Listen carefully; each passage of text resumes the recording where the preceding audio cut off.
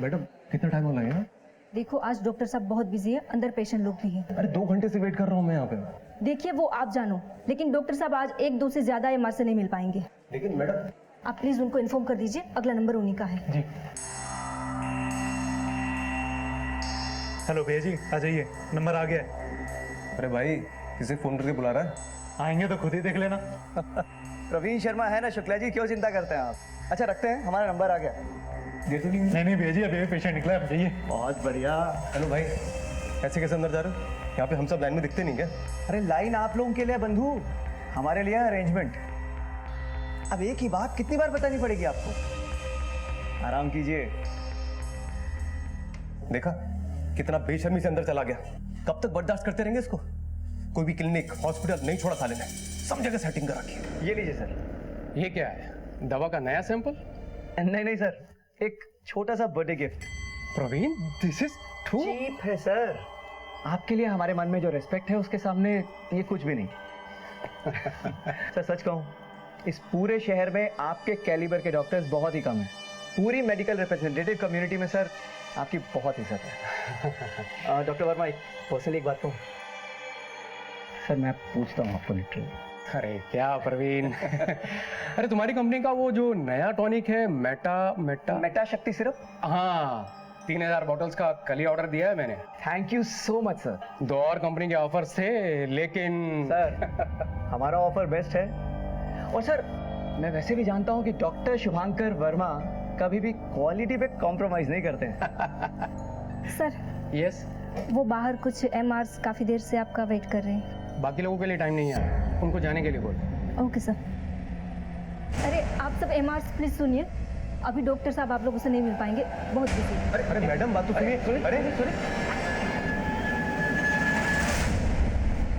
जब देखो मस्ती। अरे लीना, क्या तुम कुछ समय के लिए आती हो और काम में जुट जाती हो? बैठो भाई, बैठो ना। के 2 कार्टन भिजवा दिए जी, बाकी के दोनों कल भिजवा देंगे। हाँ जी हाँ जी हाँ जी। कैसा मेरा बच्चा, कब आए? प्रणाम भैया। प्रणाम। बैठो। लीना कैसी हो, कब आए? बिल्कुल ठीक, बस 1 घंटे पहले ही तो आई। बैठो बैठो। हाँ। कैसे हो मंजू? ठीक हूँ भैया। लखनऊ आए थे तो सोचा ताऊजी ताजी से मिलते चले जाए। और बताओ। बस कल जा रहे हैं। अरे इतनी जल्दी क्यों? अच्छा 1 मिनट, जाते वक्त चाचा चाची के लिए ना वो जोड़ों की दवाइयाँ ले जाना, तकलीफ रहती है ना उन्हें। थैंक यू सो मच भैया।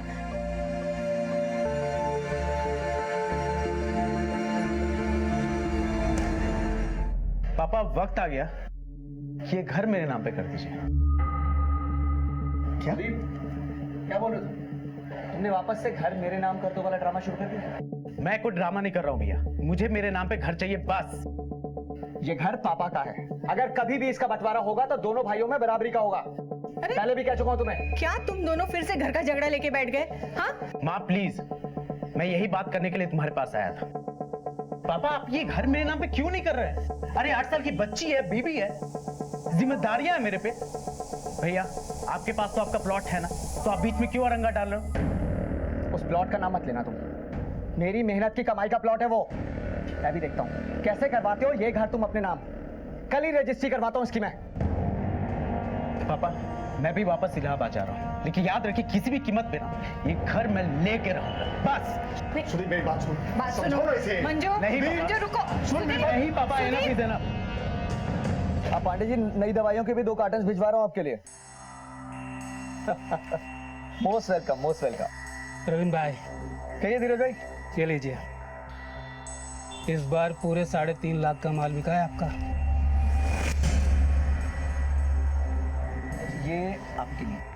अरे प्रवीण भाई, इसकी क्या जरूरत थी? अरे रखिए ना, आप इसे तो कमाते हैं और अपना प्रॉफिट हम लिमिटेड रखते हैं अपने खास क्लाइंट से। रखिए। Thank you. और हाँ एक बात और, अगली बार सेल्स डबल होनी चाहिए। हाँ हाँ क्यों नहीं। प्रवीण भाई सुना है अब तो आप अपनी दुकान खुद खोल रहे हैं? हाँ सुना तो मैंने भी। सही सुना है आपने, प्लॉट आ गया है। अरे वाह। भाभी को नमस्ते बोलिएगा।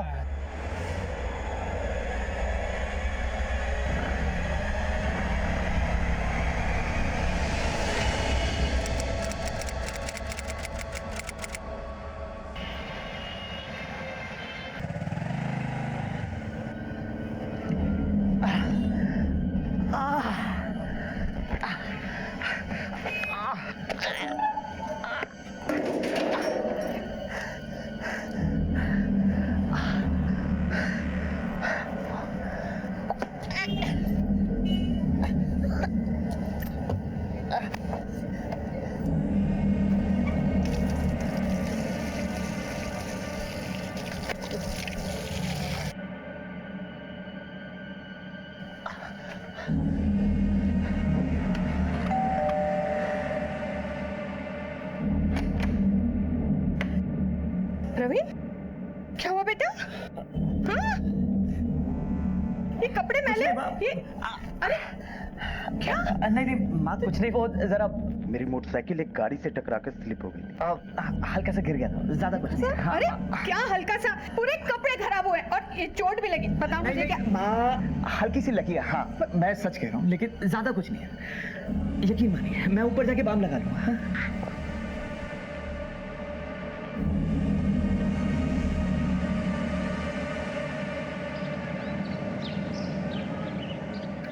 Praveen, good morning. उठ जा बेटा, देख चाय लेके आई हूँ। अब तबीयत कैसी है प्रवीण? हाँ प्रवीण, प्रवीण, प्रवीण, प्रवीण, प्रवीण, प्रवीण, प्रवीण, अरे सुनिए, सुनते हैं? देखिए प्रवीण को क्या हो गया? प्रवीण, प्रवीण, बेटा, बेटा ये क्या हुआ बेटा? प्रवीण, अरे देखिए ना क्या हुआ, देखिए कितना खून निकल रहा है। प्रवीण, अरे खून कैसा है? आप कुछ कीजिए ना। प्रवीण उठ जा। बोल ना बेटा। प्रवीण, प्रवीण, प्रवीण उठ जा। प्रवीण में जाने कैसा कर रहा है? प्रवीण, प्रवीण, जल्दी चलो, जल्दी चलो। प्रवीण, डॉक्टर, हटिए हटिए, देखने दीजिए, हटिए हटिए हटिए। प्रवीण, अरे क्या हुआ इन्हें? पता नहीं, ये सुबह चाय लेके गई तो देखा आपके बेहोश पड़ा है। प्रवीण,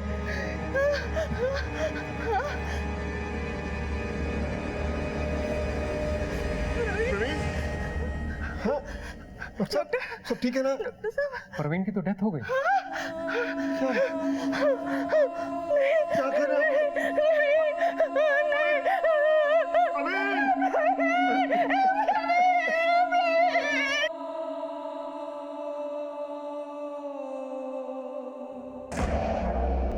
एक तेज तर्रार मेडिकल रिप्रेजेंटेटिव अपने फील्ड में सबको पीछे छोड़कर आगे निकल रहा था। मेडिकल प्रोफेशन में मेडिकल रिप्रेजेंटेटिव्स के बीच में उसके नाम के चर्चे थे। जूनियर्स उससे भय खाते थे और बराबर वाले उससे जलते थे।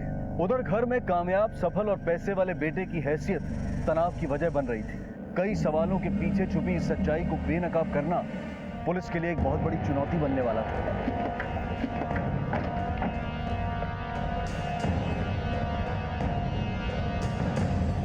डेड ऑन अराइवल था सर। प्रवीण के यहाँ आने से 6-8 घंटे पहले ही इसकी मौत हो चुकी थी, अंदाजन रात 2 से 4 के बीच। मौत की वजह? सर डिटेल्स तो पोस्टमार्टम रिपोर्ट के बाद ही पता चलेगी। हाँ, बॉडी पे ये मारपीट के निशान मिले हैं। ऑर्गन हेमरेज से इंटरनल ब्लीडिंग हुई है। लगता है प्रवीण के साथ बुरी तरह मारपीट हुई है।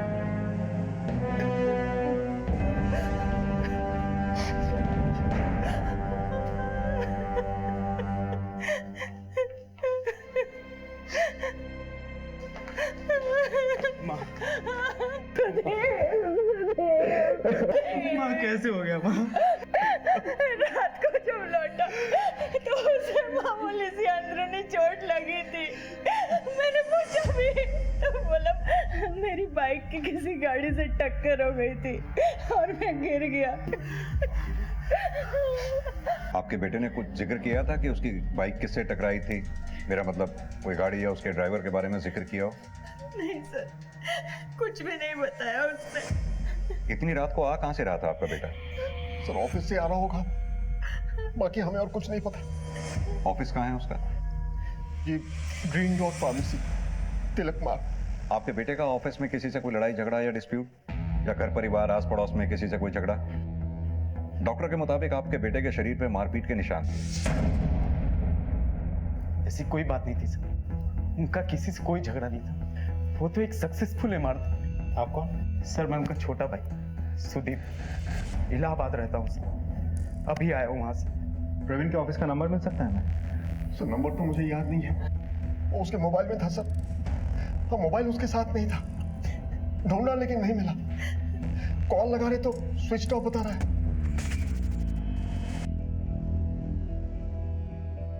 प्रवीण के पेरेंट्स के मुताबिक प्रवीण रात को लगभग 11 बजे के आसपास घर आया और 2 से 4 के बीच में उसकी मौत हो गई। असगर हो ना हो प्रवीण के साथ कहीं ना कहीं कोई झगड़ा फसाद हुआ है। उसका मोबाइल भी गायब है। उसके मोबाइल की लास्ट लोकेशन ट्रैक करवाओ। अगर ये ऑफिस से घर तक के रास्ते के बीच में उसके साथ रोड एक्सीडेंट या रोड रेज का मामला है तो ऑफिस से घर तक के रास्ते के बीच में जहां जहां भी सीसीटीवी हैं सबके फुटेज चेक करवाओ। रास्ते में जितने भी दुकानदार, रिक्शा वाले, सबसे पूछताछ करो। तब तक प्रवीण के ऑफिस में चल के हम पूछताछ करते हैं।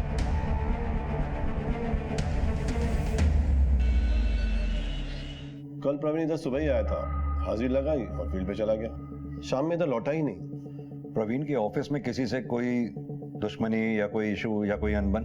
अरे नहीं सर, बहुत होनहार था वो। समझ लीजिए लखनऊ शहर में उसके जैसा एमआर बहुत कम होंगे। हमारे कंपनी का लाखों का कारोबार होता था उससे। फिर तो उससे जलने वाले भी बहुत होंगे। ये तो सर पेशे का दस्तूर है।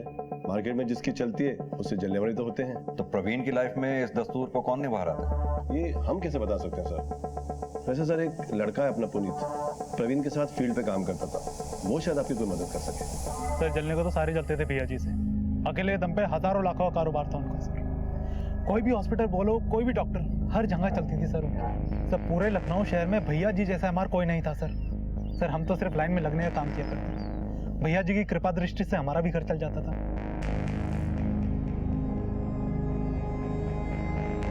सर शायद उसने अपनी खुंदक निकाली होगी। कौन? डॉक्टर के केबिन में बिना परमिशन एंटर हो रहे हो, उनसे कैसे बात की जाती है ये भी नहीं पता तुम्हें? जान तो किससे बात कर रहे हो तुम? डॉक्टर शुभांकर वर्मा है ये, शहर के लीडिंग कार्डियोलॉजिस्ट। अरे मेडिकल रिप्रेजेंटेटिव बनने के लायक नहीं हो तुम। तुम्हारे जैसे एमआर की वजह से पूरी की पूरी एमआर कम्युनिटी बदनाम होती है। तूने थप्पड़ मार के अच्छा नहीं किया और तुझे छोड़ूंगा नहीं मैं। निकलो। एक कौन था वो? सर बीबी प्रसाद हॉस्पिटल में डॉक्टर शुभांकर से मिलने आया था, राघव श्रीवास्तव। राघव श्रीवास्तव। असगर सर, हो सकता है ये प्रोफेशनल राइवलरी का केस हो। उठा के लाओ उसको।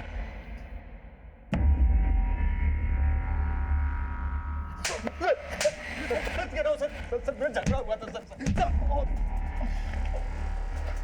सिर्फ झगड़ा हुआ था? उसकी वजह से तुझे नौकरी से निकाल दिया गया क्योंकि तुझे ये लगता था कि जब तक वो रहेगा तब तक तेरा काम कभी नहीं बनेगा, इसलिए मौका लगते ही तूने उसे रास्ते से हटा दिया। सर उसने पूरा मेडिकल मार्केट कैप्चर कर रखा था सर। सब जगह सेटिंग थी उसकी। उसके आदमी पहले से नंबर लगा के रखते थे उसका। सर मैं उससे बहुत परेशान था, लेकिन सर भगवान की कसम मैंने उसे नहीं। ये तेरा ही मोबाइल है ना? इस फोन में उस लोकल गुंडे का नंबर क्या कर रहा है? सुपारी दी थी ना उसे? ले भैया तेरा resignation letter. Sir please sir एक बार मौका दीजिए ना सर। जाओ जाके कुछ सीखो उस प्रवीण शर्मा से। ग्रीन डॉट फर्मा को नंबर 1 बना दिया है उसने पूरे लखनऊ के अंदर। और तेरे जैसे नालायक एमआर जिसकी वजह से कंपनी का बट्टा बैठ गया है। जा भाई जा।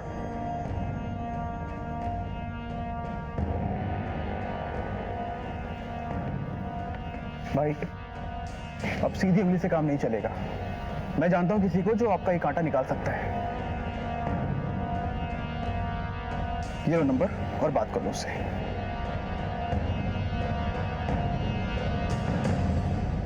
और ये प्रवीण के इतने सारे वीडियोस तेरे फोन में क्या कर रहे हैं? नजर रख रहा था उस पर? सर प्रवीण आदमी सही नहीं था सर। सर वो उल्टे सीधे तरीके से बिजनेस हत्या लिया करता सबके। और सर उसकी ये सब वीडियो ना उसकी गलतियों रिकॉर्ड करने के लिए बनाए थे, जिससे कि उसकी असलियत सबके सामने आ सके सर। और सर उस दिन मेरी नौकरी छूट गई थी सर। मुझे कुछ समझ में नहीं आ रहा था कि मैं क्या करूं, तो मैंने गुंडों से बोल के उसको सबक सिखाने की सोची और इसी मारे उस गुंडे का नंबर मेरे फोन में था। सर मैं सच कह रहा हूँ सर, मैंने कुछ नहीं किया। अब कुछ दिन हमारा मेहमान बन के रह, शायद तुझे कुछ याद आ जाए। Sir sir sir please sir sir sir, sir सुनिए तो सर। सर सर इंसान को जब कामयाबी मिलती है तो कई बार कामयाबी अपने साथ कुछ दुश्मन भी लेकर आती है। प्रवीण जिस रफ्तार से अपने प्रोफेशन में आगे बढ़ रहा था वो कई लोगों की आंखों का कांटा बन गया था। खासकर उसके तौर तरीके, उसका जुगाड़िया अंदाज उसके कॉम्पिटिटर्स को नुकसान पहुंचा रहा था। और इसी प्रोफेशनल राइवलरी की थ्योरी पर चलकर पुलिस ने एक संभावित कॉम्पिटिटर से पूछताछ शुरू की। पुलिस को राघव पर शक था, इसीलिए उन्होंने राघव की पुलिस रिमांड बढ़वा ली। पुलिस कुछ नए सुराग टटोल ही रही थी कि तभी प्रवीण की पोस्टमार्टम रिपोर्ट आई। सर प्रवीण शर्मा की पोस्टमार्टम रिपोर्ट। शरीर पे छोटी बड़ी कई चोटें लगी हैं, खोपड़ी, पेट, लिवर, हर जगह गहरे जख्म। सर जख्मों से तो लगता है कि किसी हेवी चीज से वार किया गया है। मे बी कोई हॉकी स्टिक या पाइप या हेवी रॉड, ऐसा कुछ। मुझे तो लगता है कहीं रोड रेज का मामला ना हो। या फिर लूटपाट का सर, क्योंकि प्रवीण का मोबाइल अभी तक हमारे हाथ नहीं लगा है और जिस तरीके से उसे मारा गया है उसे तो यही लगता है कि उसको जान से मार डालने के लिए ही उस पर हमला किया गया था। पीट पीट के मारा गया सर। एक बात और है असगर, अगर विक्टिम एमआर था और उसे इतनी चोट लगी थी तो फिर उसने हॉस्पिटल या किसी डॉक्टर से कंसल्ट क्यों नहीं किया? पुलिस में कंप्लेंट क्यों नहीं लिखवाई? क्या छिपाना चाहता था वो? सर यहाँ एक चौंका देने वाली बात भी है। हमले से कुछ देर पहले सेक्सुअल एक्टिविटी यानी कि यौन संबंध हुआ है। अगर उसका किसी से रिश्ता था तो हो सकता है ये सब उसी रिश्ते के चलते हुआ हो। असगर मुझे लगता है उसकी फैमिली से दोबारा बात करनी है। सर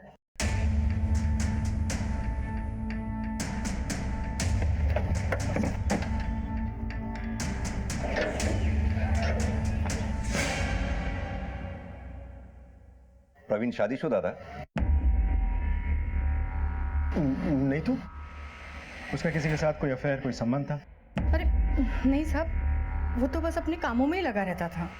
हाँ सर, अपने आप में ही रहता था। बाहर क्या करता है, किससे मिलता है, घर पे आके कुछ नहीं बताता था। प्रवीण का एक भाई भी है, अस्पताल में देखा था उसे। वो कहीं दिखाई नहीं दे रहा? जी, हमारा छोटा बेटा सुदीप, वो इलाहाबाद में रहता है। दाह संस्कार के बाद वो वापस चले गया अपनी फैमिली के साथ। इतनी जल्दी? जी वो उसके बच्चों के एग्जाम है, बोल के गया है कि कल आएगा। साहब मेरा बेटा प्रवीण बचपन से ही पढ़ाई में बहुत ही होशियार था, स्वभाव से भी बहुत ही शांत। वो तो कभी किसी का बुरा करने का सोच भी नहीं सकता था, लेकिन फिर भी उसके साथ ऐसा हो गया। मैं आपके हाथ जोड़ती हूँ, कुछ भी कीजिए पर उसके कातिलों को जल्द से जल्द पकड़ लीजिए।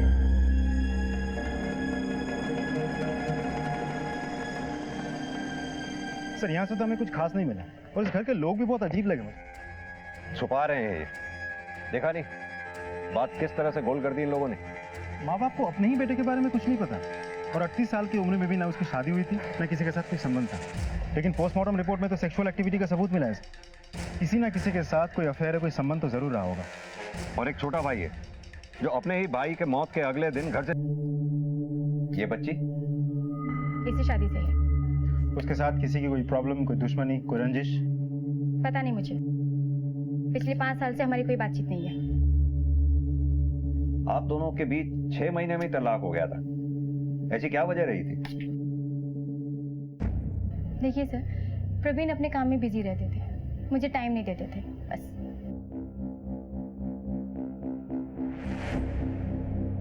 उसका बाहर किसी से कोई रिश्ता या फिर? मुझे नहीं मालूम। अच्छा इतना तो मालूम होगा कि प्रवीण और सुदीप दोनों भाइयों के बीच संबंध कैसे थे?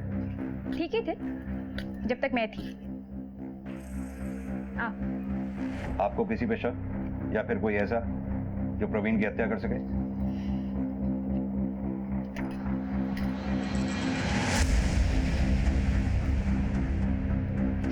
इस पे सर आप अपना नंबर लिख दीजिए, मुझे अगर किसी पे भी शक होगा तो मैं आपको जरूर इन्फॉर्म करूंगी।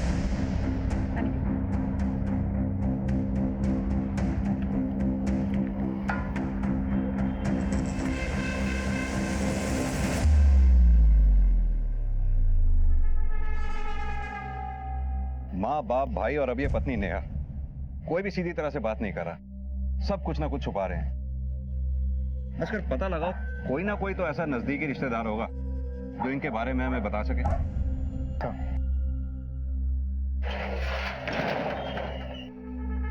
इसके भी कॉल रिकॉर्ड चेक करो।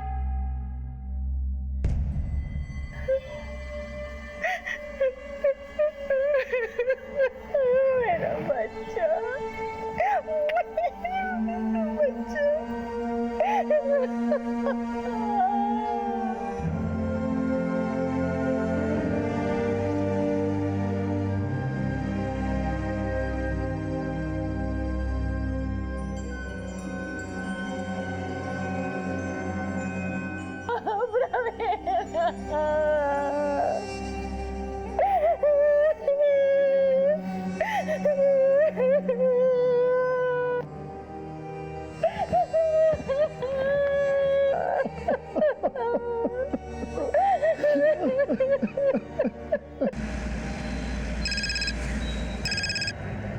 हेलो सर, प्रवीण की एक कजन सिस्टर है लीना, जो हमें कुछ इन्फॉर्मेशन दे सकते हैं।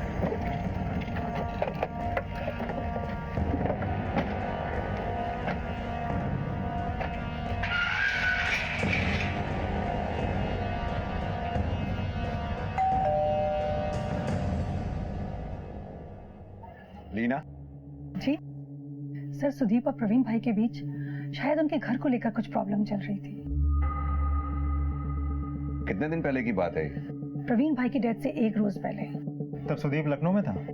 जी हाँ कौन सी प्रॉपर्टी के बारे में बात चल रही थी? सर, आई थिंक जिसमें वो लोग रहते हैं, और इसके अलावा एक और प्लॉट है, क्योंकि सुदीप उसी की वजह से बहुत उबल रहा था। एक बात बताइए, ये प्रवीण और नेहा के बीच तलाक होने की वजह क्या थी? पूरे परिवार में आज तक ये कोई नहीं पता कर पाया कि उनकी शादी क्यों टूटी। लेकिन हाँ, एक बात जरूर है, प्रवीण भाई थे बहुत अच्छे। ये लीना के मुताबिक प्रवीण और सुदीप में प्रॉपर्टी को लेकर कुछ झगड़ा चल रहा था। ये प्रवीण का भाई सुदीप मुझे कुछ ज्यादा ही होशियार लगता है। एक काम करो, इनकी प्रॉपर्टीज के बारे में पता लगाओ, क्योंकि इनसे पूछताछ करने से पहले हमारे पास इनकी प्रॉपर्टी की जानकारी होना बहुत जरूरी है। सर, प्रवीण की कॉल रिकॉर्ड्स आ गई है। प्रवीण ने आखिरी कॉल डॉक्टर त्रिपुरारी सक्सेना को किया था। उसके दोनों मोबाइल आजाद नगर रोड पर बंद हुए हैं। और बाकी के नंबर्स? 2 हॉस्पिटल और 3 मेडिकल शॉप है। एक एक नंबर को अच्छी तरह से खंगालो। Okay sir. Asgar, technical team की मदद से प्रवीण के फोन के बंद होने की एग्जैक्ट लास्ट लोकेशन ट्रेस करो, शायद वहां से कुछ मदद मिले। Yes sir.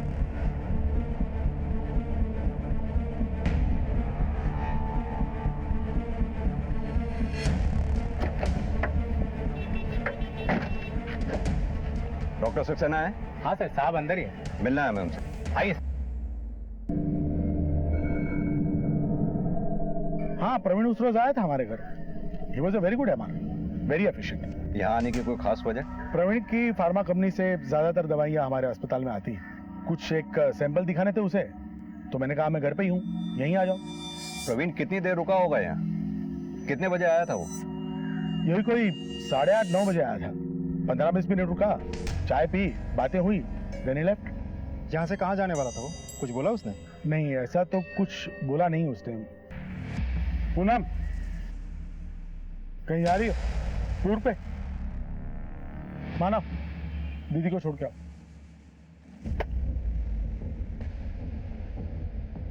आपकी बेटी? जी, वो पीआर एजेंसी में काम करती है, delta world.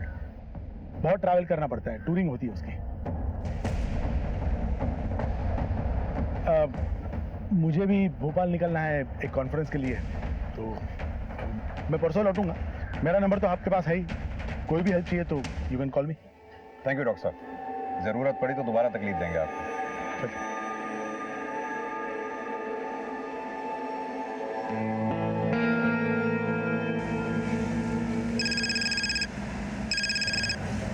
Hello,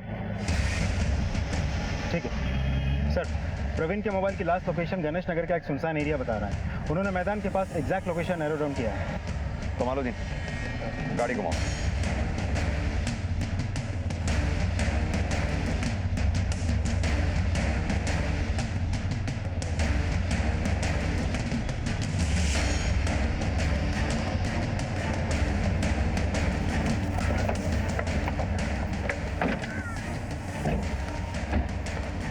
sir, location तो लगभग यही है।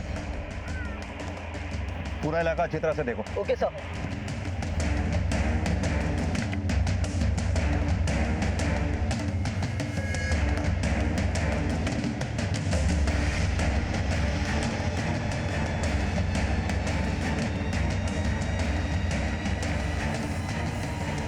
सर, टूटा हुआ मोबाइल मिला है। सर, कहां से मिला ये? सर, वहां गिरा हुआ था। सर, यहाँ। और देखो, कुछ मिलता है क्या? जी सर। असगर सर,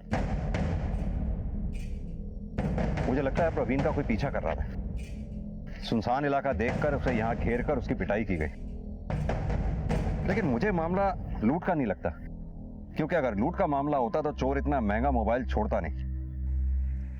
ये एंगल लूट का नहीं, कुछ और ही एंगल लग रहा है।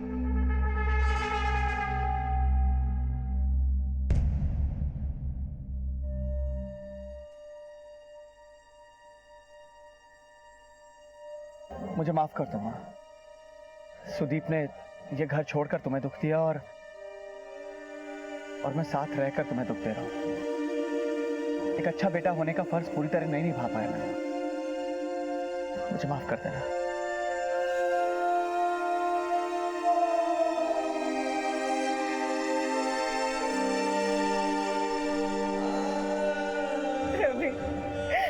अपनी माँ को रोता हुआ छोड़ के कहाँ चला गया तू बेटा? सर, प्रवीण शर्मा के घर की प्रॉपर्टी की पेपर्स। बड़ी अजीब बात है सर, प्रॉपर्टी ना बेटों के नाम है ना बाप के। तो फिर किसके नाम? प्रवीण की तलाकशुदा बीवी नेहा अवस्थी के नाम है। ये देखिए सर, प्रवीण के फादर भूषण शर्मा ने खुद ये प्रॉपर्टी नेहा अवस्थी के नाम कर। सर लगता है इस घर के सभी लोगों को झूठ बोलने की बीमारी है। नहीं असगर, झूठ बोलने की नहीं, सच छिपाने की बीमारी है। जरूर कोई बहुत बड़ा सच छुपा रहे हैं ये लोग। लीना ने भी किसी प्लॉट का जिक्र किया था। और इसके अलावा एक और प्लॉट है, क्योंकि सुदीप उसी की वजह से बहुत उबल रहा था। सर प्लॉट का तो प्रॉपर्टी रजिस्टर के ऑफिस में कोई रिकॉर्ड नहीं, लेकिन मैंने यहाँ के सभी रियल एस्टेट एजेंट्स के ऑफिस में जाके छानबीन करवाई। एक बार फिर बात करते हैं, कुछ ना कुछ पता चल जाएगा। मेडिकल रिप्रेजेंटेटिव प्रवीण शर्मा की मौत दिन ब दिन पुलिस के लिए एक पहेली बनती जा रही थी। प्रोफेशनल राइवलरी का एंगल अभी तक पूरी तरह से सुलझा नहीं था कि घर में प्रॉपर्टी को लेकर भाइयों में आपसी रंजिश की बात सामने आई। और जब पुलिस ने इस मसले को खंगाला तो हैरान कर देने वाले तथ्य सामने आए। जिस घर को लेकर भाई आपस में भिड़े हुए थे, उस घर को उनके पिता भूषण शर्मा पहले ही किसी और के नाम कर चुके थे, और कोई नहीं, तलाकशुदा बहू नेहा के नाम। पर आखिर ऐसी क्या वजह हो सकती है कि ससुर अपनी संपत्ति को अपनी बहू के नाम कर दे, और वो भी तलाकशुदा बहू के नाम, जिससे उनके बेटे की बनती ना हो? आखिर ऐसी क्या वजह थी कि इस बेहद पारिवारिक बात को परिवार के साथ ही शेयर नहीं किया गया, गुप्त रखा गया? पुलिस परिवार को आजमा चुकी थी, परिवार सच छुपाने पर आमादा था। अब इन सवालों के जवाब अगर कोई दे सकता था तो वो थी तलाकशुदा बहू नेहा। सर वो शादी के 9 महीनों के अंदर ही हमारा डिवोर्स हो गया था। पापा जी चाहते थे कि मैं कोर्ट में एलिमनी और मेंटेनेंस का दावा ना करूं, इसलिए उन्होंने ये घर मेरे नाम लिख दिया। सर उन दिनों प्रवीण का काम ठीक से जमा नहीं था, इसलिए डिवोर्स के बाद मेंटेनेंस या एलुमिनी देने की उसकी हैसियत नहीं थी। तो इसके पहले कि नेहा के माँ बाप आके तमाशा करें, मैंने हमारा ये घर नेहा के नाम कर दिया। और ये बात आपने अपने घर में किसी को बताई नहीं, है ना? जी मुझे मालूम थी। तुम्हारे भाई ने एक प्लॉट ले रखा था? जी सर। कहाँ पर? शायद नेताजी नगर में सर। और उसी प्लॉट को लेकर तुम दोनों भाइयों के बीच में अनबन चल रही थी, है ना? सर मैं तो बोल रहा था इनके पास प्लॉट है, ये घर मेरे नाम कर, लेकिन सर वो मुझसे लड़ पड़े। अब बोलने लगे पैतृक संपत्ति है पापा की है, ऐसे कैसे छोड़ दूं? तो फिर प्रॉब्लम क्या थी? सर बिजली ऑफिस में क्लर्क, 8 साल की बच्ची है मेरी, उसकी शादी की, उसकी पढ़ाई लिखाई की जिम्मेदारियां हैं मुझ पे सर। मैंने तो पापा से बोला था कि ये घर मेरे नाम पर, लेकिन पापा वो तो खुद ही मेरे इमोशंस के साथ खेल रहे थे। तुम्हारे पापा ने अपने प्रॉपर्टी नेहा के नाम क्यों कर दी? मालूम नहीं सर। लेकिन हमें मालूम, तुम्हारे पापा ने वो प्रॉपर्टी नेहा के नाम कर दी। अगर तुम्हारे पापा ने वो प्रॉपर्टी नेहा के नाम नहीं की होती तो प्रवीण की हत्या के बाद वो प्रॉपर्टी तुम्हारे नाम होती, और इसी भ्रम में तुमने अपने भाई की हत्या कर दी। सर कैसी बात कर, कोई भाई अपनी भाई की जान लेता है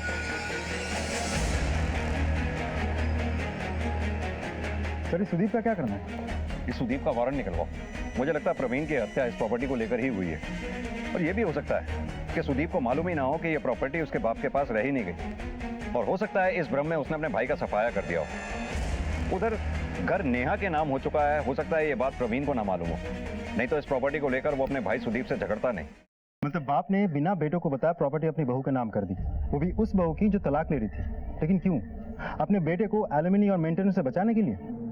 या फिर कहीं ऐसा तो नहीं कि ससुरी अपनी बहू के साथ किसी कुकर्म में इन्वॉल्व था, जिसका खामियाजा पहले घर के रूप में और फिर प्रवीण के मौत के रूप में सामने आया? हो सकता है। इस केस में और भी बहुत सी बातें चल रही हैं असगर। इस प्रॉपर्टी के बारे में पता लगाओ, और हाँ, प्रवीण के ऑफिस जाकर उसके बैंक अकाउंट और बैलेंस का हिसाब लो। सर ये देखिए सर, प्रवीण शर्मा के अकाउंट डिटेल्स, सारे इंसेंटिव्स मिला के 12 से 15 लाख की ऑफिशियल आमदनी थी उनकी। अच्छा किशोर जी, आमतौर पे एक एमआर की सैलरी कितनी होती होगी? सर वैसे एमआर की एक सैलरी होती है और उसके साथ उसका कमीशन होता है। बहुत से एमआर ऐसे वैसे करके पैसे कमाते हैं, पर प्रवीण बहुत ही ईमानदार था और बहुत ही सक्सेसफुल भी था। ऐसा भी तो हो सकता है कि उसने किसी और तरीके से पैसे कमाए हो। ये तो मुझे नहीं पता, पर 2 या 3 बैंक में उसके अकाउंट जरूर थे, वहां पर आप देख सकते हैं।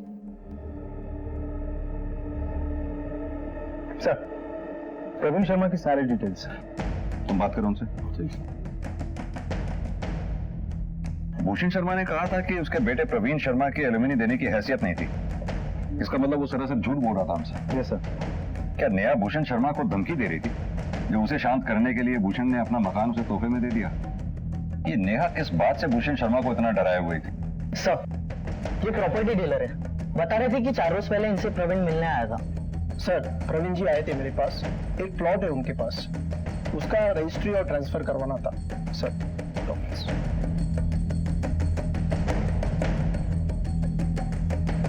ये प्लॉट तो डॉक्टर त्रिपुरारी सक्सेना का है।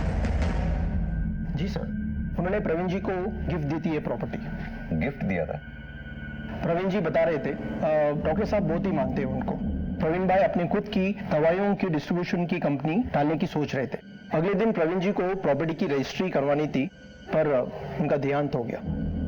क्या प्राइस होगा इस प्रॉपर्टी का मार्केट में? अंदाजन 50-55 लाख की होगी सर। 50 से 55 लाख? ठीक है, थैंक यू, अब जा सकते हैं। जी जी सर, सब थैंक यू।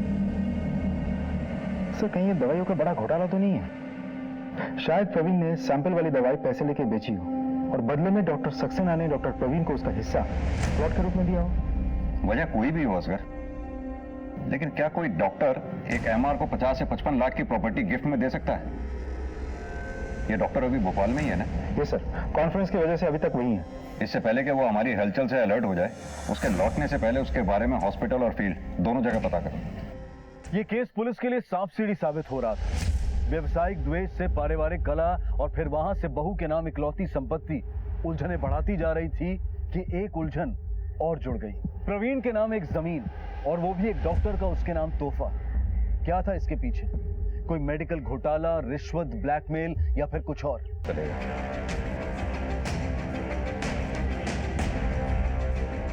पापा ने प्रवीण को प्लॉट दिया था? मुझे नहीं मालूम इस बारे में सर। सर, आप एक काम कीजिए, कल पापा आ जाएंगे, आप उनसे ही पूछ लीजिए। सर, एक बात बताइए, आपकी बहन पूनम जो दिल्ली शिफ्ट हो गई, दिल्ली जाने की कोई खास वजह? उधर शायद बेहतर काम था और अच्छी सैलरी भी थी। उसके ऑफिस वालों ने बताया कि पूनम किसी बात को लेकर टेंस थी। क्या बात है, कोई अफेयर, कोई चक्कर, ऐसा कुछ? नहीं तो, उसने हमें कभी नहीं बताया। और ये डॉक्टर साहब ने जो प्लॉट सॉरी, प्लॉट के बारे में आप डॉक्टर साहब से ही बात कीजिए, हमें उसके बारे में कुछ नहीं पता।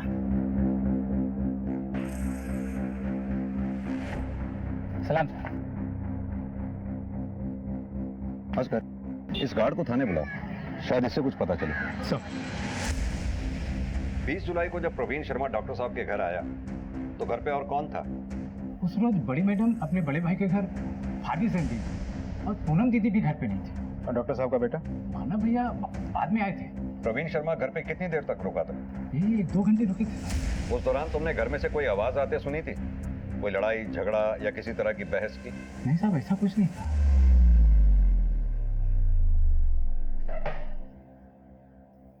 What is this, inspector? मुझे यहाँ पे इस तरह से क्यों लाया गया है?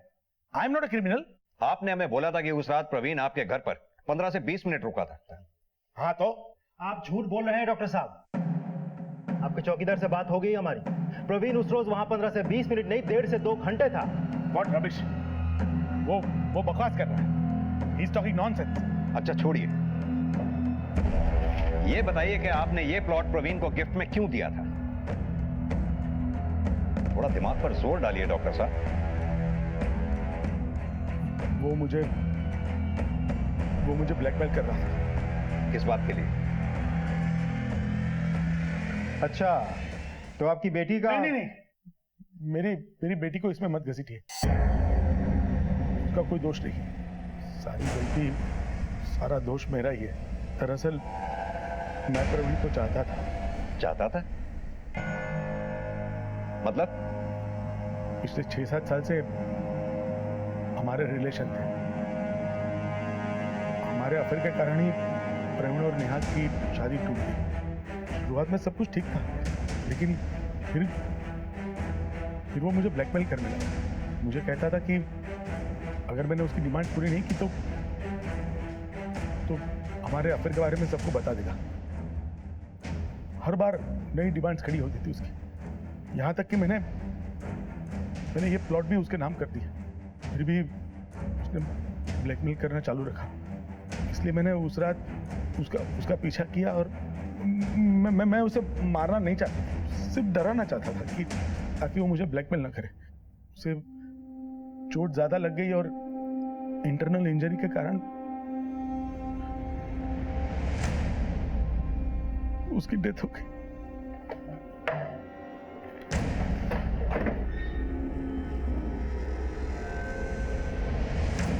ये आदमी अभी भी झूठ बोल रहा है।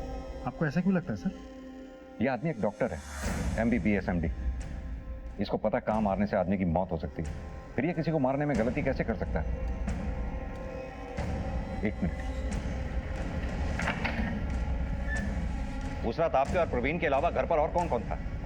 कोई नहीं, मेरी वाइफ उसके भाई के घर पे गई थी और पूनम उसकी फ्रेंड के घर पे, और मानव हॉस्पिटल में था, उसकी नाइट शिफ्ट।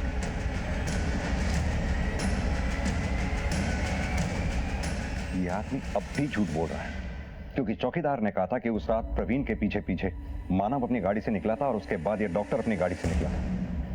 उस मानव को उठा के लाओ, सारा सच सामने आ जाएगा। सर,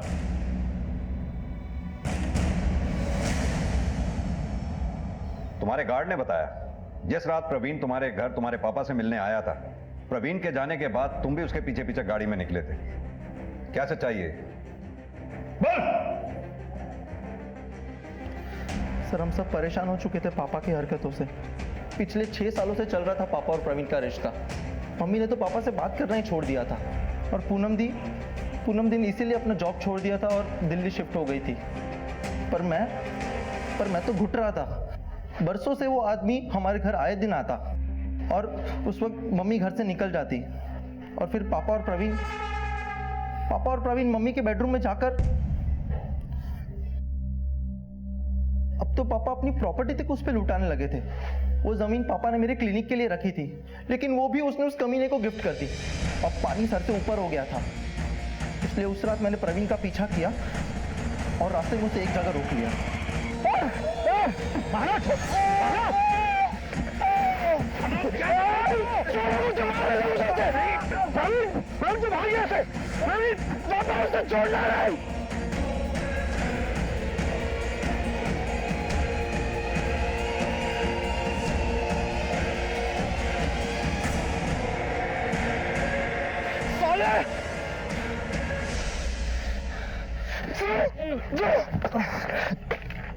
सर, पापा को छोड़ दीजिए प्लीज। जो भी किया मैंने किया है सर, प्लीज।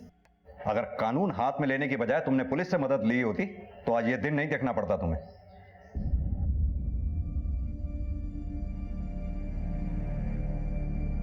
प्रवीण शर्मा की मौत सिर्फ एक हत्या नहीं बल्कि एक ऐसी घटना है जो देश और समाज के सामने कई सवाल खड़े करती है। ना सिर्फ प्रवीण शर्मा का वैवाहिक